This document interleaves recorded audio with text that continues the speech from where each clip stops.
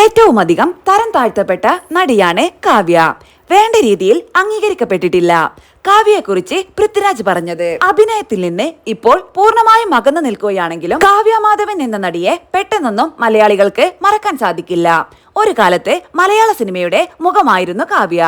നായികാ സങ്കല്പങ്ങൾ എല്ലാം ഒത്തുചേർന്ന ഉണ്ടക്കണ്ണി. കാവ്യയെ കുറിച്ച് പഴയൊരു അഭിമുഖത്തിൽ പൃഥ്വിരാജ് പറഞ്ഞ കാര്യങ്ങളാണ് ഇപ്പോൾ സോഷ്യൽ മീഡിയയിൽ വൈറലാവുന്നത്. ഒരു FM റേഡിയോ ഇന്റർവ്യൂവിൽ കൂടെ അഭിനയിച്ച നായികമാരെ കുറിച്ച് സംസാരിക്കുന്നതിനിടെയാണ് കാവ്യ മാധവന്റെ പേര് വന്നത്.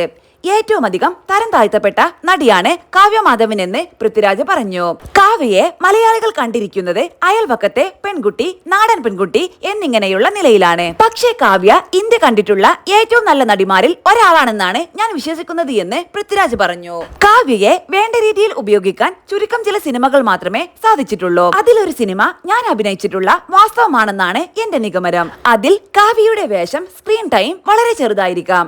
പക്ഷേ എനിക്ക് കാവ്യ മാധവൻ എന്ന അഭിനേത്രിയെ നോക്കുമ്പോൾ അതൊരു ഐ ഓപ്പണിംഗ് പെർഫോമൻസ് ആയിരുന്നു. പിന്നെ അത്രയും നല്ലൊരു സീരിയസ് അഭിനേത്രിയായിട്ട് കാവ്യ വേണ്ട രീതിയിൽ അംഗീകരിക്കപ്പെട്ടിട്ടുണ്ടോ എന്ന് എനിക്ക് തോന്നുന്നില്ല, പൃഥ്വിരാജ് സുകുമാരൻ പറഞ്ഞു. മറ്റു ചില അഭിമുഖങ്ങളിലും പൃഥ്വി കാവ്യയെ കുറിച്ച് വാചാലനായിട്ടുണ്ട്.